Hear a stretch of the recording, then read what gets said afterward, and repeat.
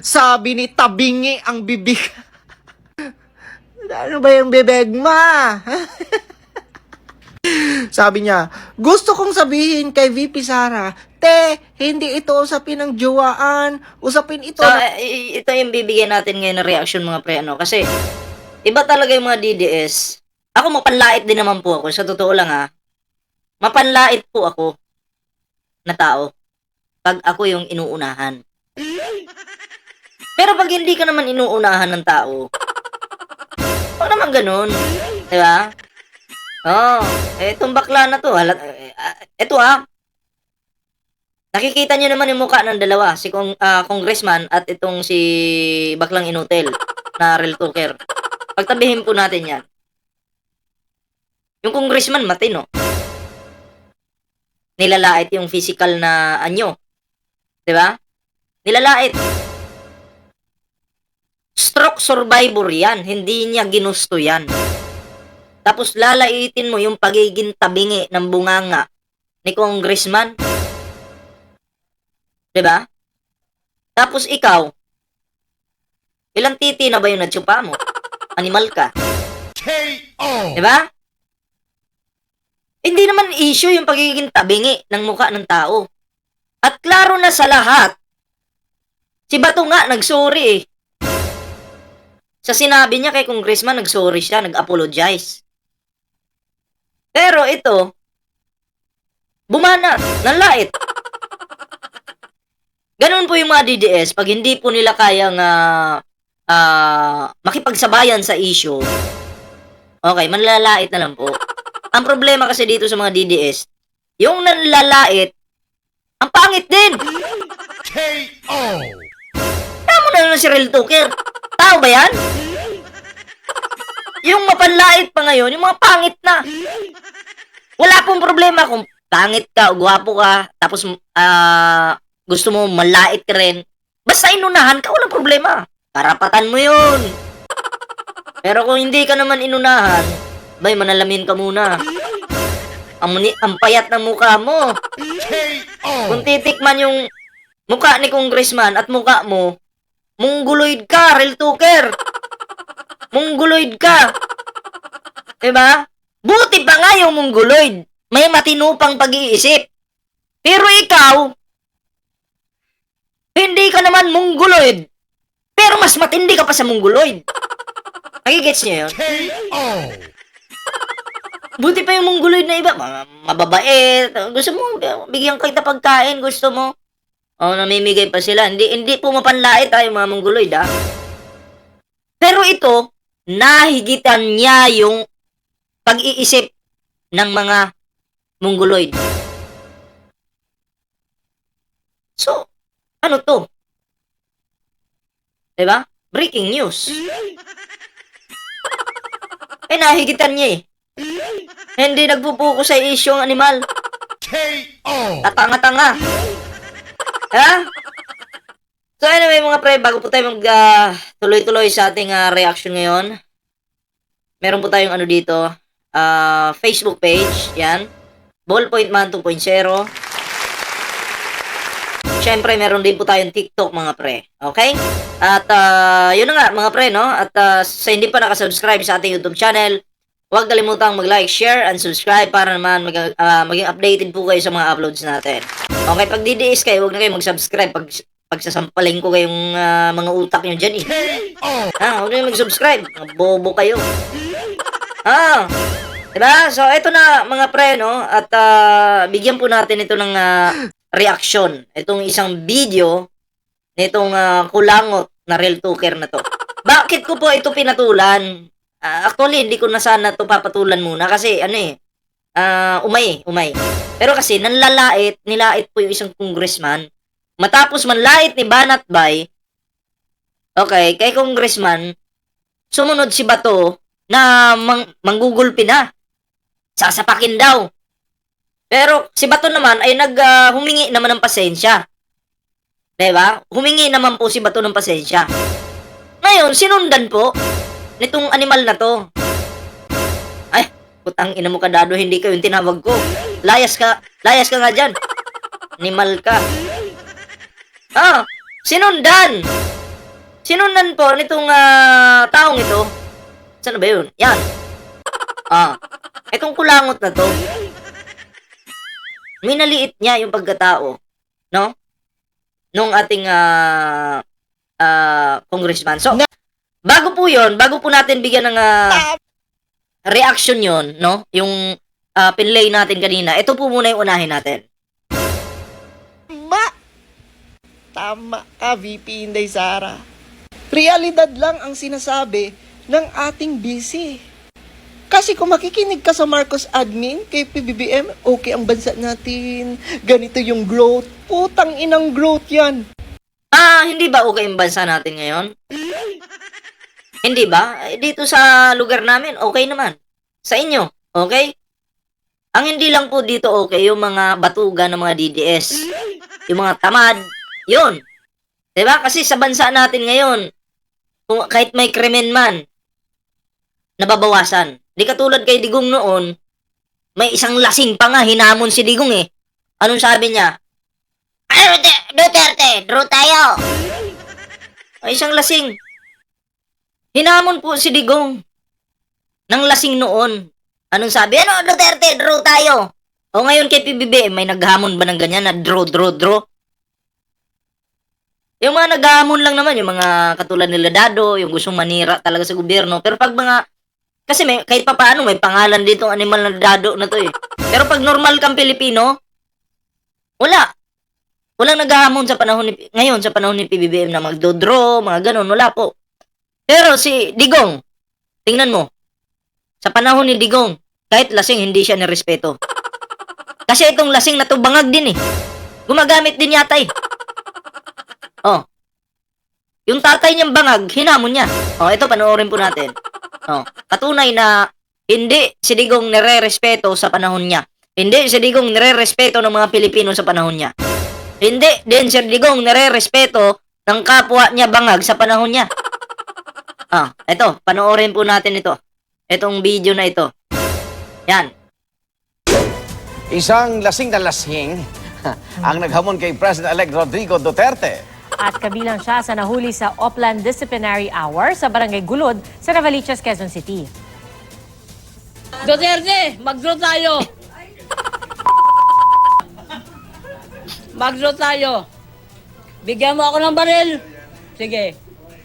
Walang problema. Ba't ako matatakot?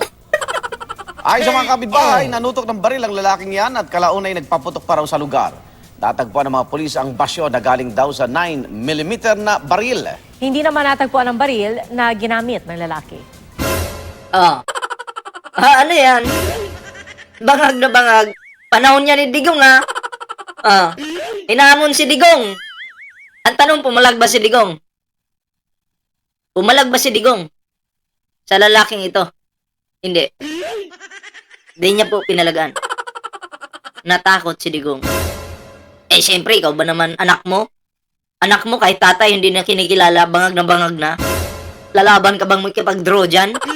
KO. Yan po yung patunay na marami pong bangag sa panahon ni Digong.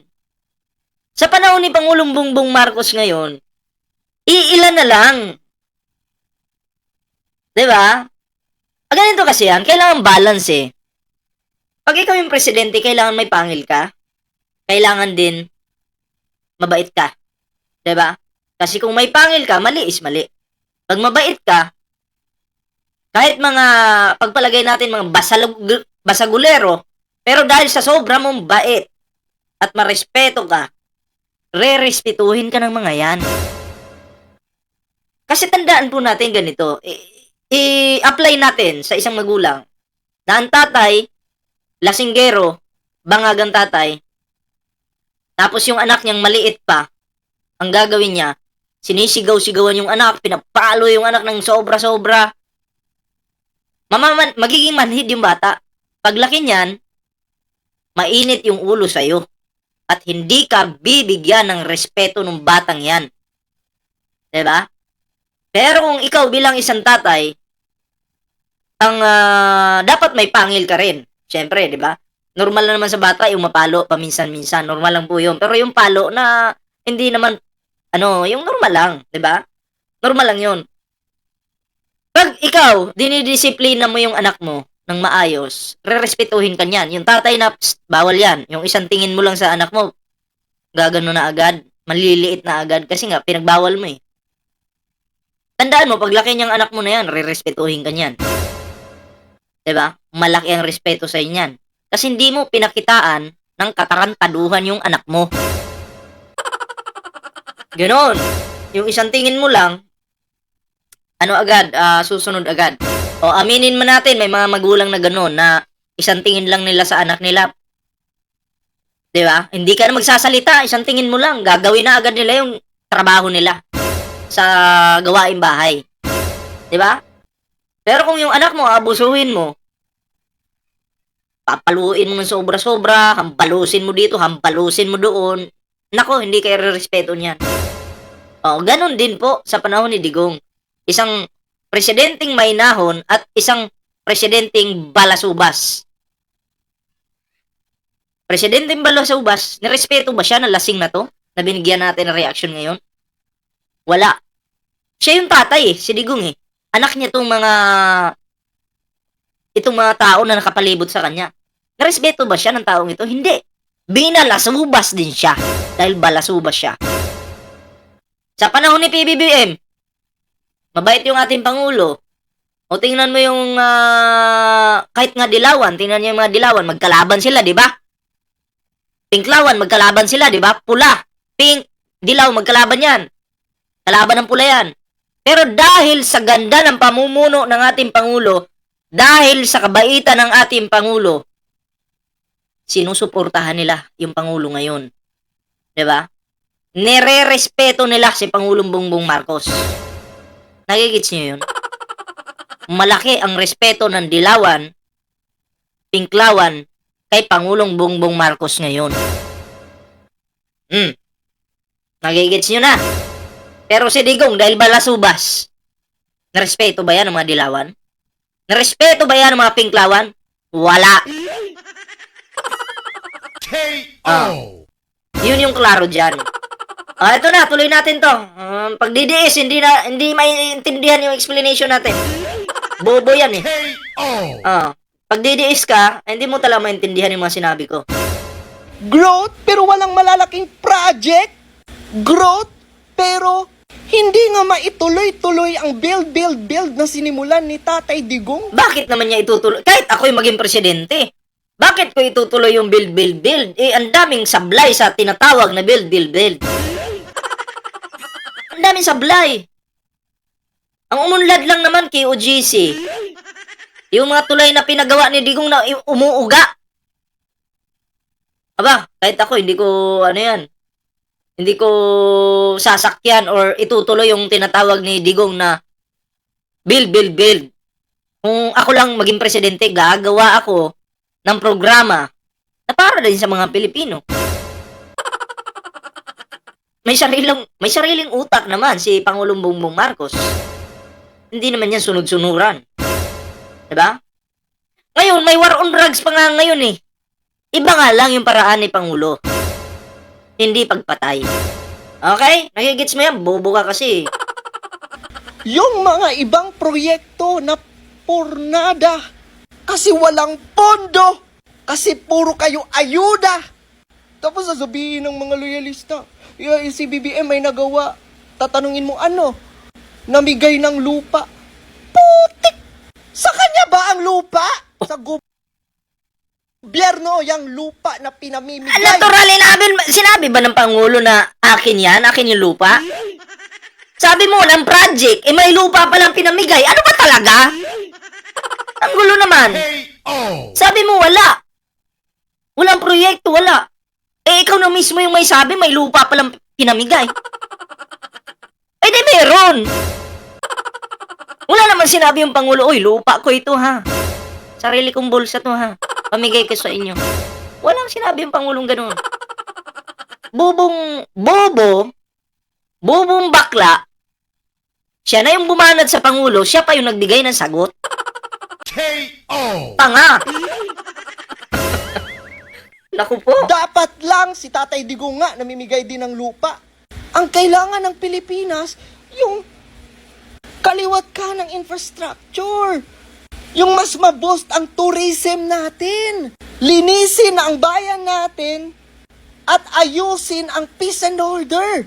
Siguraduhin ang seguridad ng bawat Pilipino sa loob ng Pilipinas. Ganun pala eh. Siguraduhin ang seguridad ng bawat Pilipino sa loob ng Pilipinas. Sa panahon ni Digong, ilang buhay yung nawala? Ilang buhay yung nawala?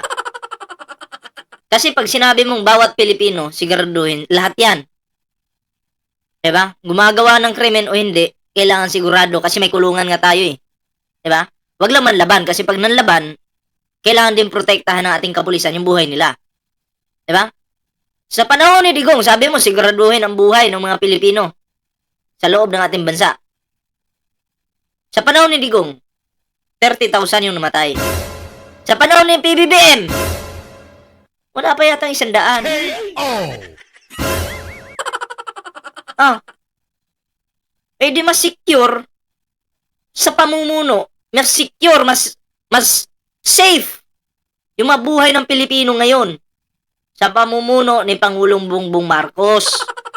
Bobo kang bakla ka. KO. At ang kailangan ng mga Pilipino yung mga makabuluhang proyekto na magagamit natin pati sa next generation. No, katulad ngayon, ang proyekto ng Pangulo ngayon, pag gusto mong kumuha ng business permit, online na gagawin. Pinoproseso na nila yan ngayon. Pag magbabayad ka, online na rin. O di ba? Nagawa ba yan ni Digong? May plano ba si Digong na ganon? Wala! KO. Panahon ni Digong, abay, pipila ka pa doon. Kukuha ka ng permit, pipila ka pa doon. Magbabayad ka ng mga tax, pipila ka pa doon. Pero ngayon, nagtatrabaho yung ating Pangulo, sinusolusyonan yan. Bakit po ganon yung proseso? Para yung gustong negosyo or pumasok na negosyante dito sa ating bansa, hindi na magdalawang isip pa, ay, punta tayong Pilipinas kasi pag nagtayo tayo ng business doon, hindi na tayo mahirapan kumuha ng mga permit eh. Ng mga, pag magpa-register tayo, i-register natin yung ating negosyo, mabilis na lang, online na oh. Diba? Nagawa ba yan ni Digong? Wala akong plano si Digong, kundi puro reward lang. Patayan. KO. Oh, kaya nga napag-iwanan yung bansa natin nang dahil kay Digong. Oh, eto pa. Bakit ko napag-iwanan? Nung panahon ng COVID. Panahon ng COVID, kailangan naka-face mask ka. Okay lang yun. Approve tayo doon. Abay, nilagyan na nila ng face shield ngayon. Sumunod, barrier na. Yung motor, may face shield ka. May ano ka na, may face mask ka na, may face shield ka pa. Pag sasakay ka ng single na motor, may barrier pa. Diba? Pinagkakitaan nila yung face shield at barrier. Pero wala akong question doon sa mask. Normal talaga yon. Kasi sa ibang bansa, wala naman pong ganun. Wala pong ganun na mag-face shield ka. Wala pong face shield doon sa ibang bansa. Nangyari lang yan dito sa Pilipinas. Yung mga iba doon, ha? Yung ibang bansa, mauunlad na yun. Pero face mask lang yung ginagamit nila.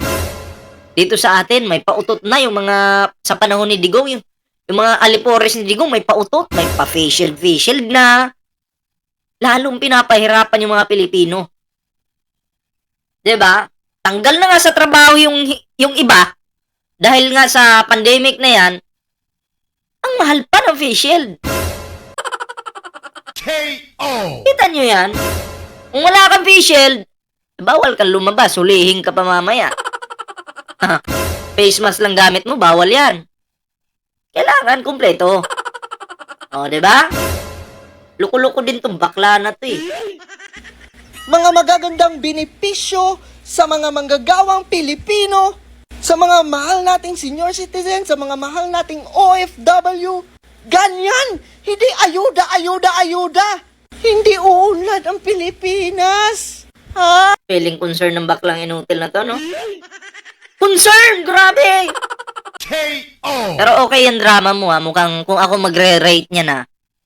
Kung halimbawa ako si Digong, ayos to si Real Talker, ah. Ang galing magdrama to. Mukhang masiraan. Marami tong ma-brainwash ng mga Pilipino. At tiyak na ang Kongreso masiraan nito at Pangulo masiraan. Okay, okay. Okay yung acting mo, Real Talker. Meron kang ano sa akin, 100K. KO. Oh, meron kang 100 sa akin. Puntahan mo na lang sa opisina. KO. Easy money. Paano uunlad ang Pilipinas dyan sa buwisit niyong ayuda? Kaya alam niyo mga lords, Ikaw kasi, hindi mo kasi kailangan ng ayuda. Kasi kahit pa paano, malaki yung sa pagngangawa mo pa lang dyan, bayad ka ng mga laos ng politiko. Pero yung mga tao na, minsan nga, may iba dyan, isang beses lang kumain sa isang araw. Nagugutom. May mga bata din gano'n na nagugutuman sila. Sila kailangan talaga nila ng ayuda. Ikaw, hindi mo na kailangan. Tangina, sa sobra nga, dahil sobra-sobra nga yung pera mo, pinantsupa mo na lang yung iba eh. KO. Ah, klaro naman eh. Mukha mo ang nipis oh. Payat na mukha mo. Ano kasi, sa kakasip-sip yan. KO. time na ibalik talaga ang mga Duterte sa totoo lang. Ibalik mo Duterte pero wala na. Impeach na si Sara sa kamera. Ang gagawin mo? KO. Yung gigil ah. Ikaw, BBM, binilog mo ulo namin eh, ha? Akala namin ipagpapatuloy mo ang nasimulan ni Tatay Digong. Pinaramdam mo rin sa amin nung eleksyon na, kunwari, ipagpapatuloy mo. Pero hindi pala, grabe ka. O di uto-uto kayo, nabilog kayo ni PBBM. Bakit? Iniisip ni PBBM, kailangan kong sabihin to na ganito ganyan, bibilugin ko muna yung ulo nila. Bakit? Para yung mga war on drugs na yan, kasi sabi ni PBBM, itutuloy niya. Okay? Yun yung pangako ni PBBM, itutuloy niya. Tinuloy naman, pero ibang paraan. Pero ang nasa utak kasi ng mga tanga, barilan pa rin, patayan. So sabi ni PBBM, sige, itutuloy ko yan. Para wala nang masyadong away-away. Nung nanalo, hindi niya tinuloy yung patayan. May war on drugs naman, kaya nga lang, sa hindi madugong paraan. Diba? Ganon. Eh di uto-uto kayo. KO. Naisahan kayo ni PBBM. Ito. Ito, dito na tayo. Itong panlalait niya, isa sa isang congressman. Sabi ni Tabingi ang bibig. Ano ba yung bibig ma? Sabi niya, gusto kong sabihin kay VP Sara, hindi ito usapin ng jowaan, usapin ito ng public accountability at pananagutan. Sabi ni Percival Sindanya, Rebuildi in PE. Hoy, NPA! Ha, Enre?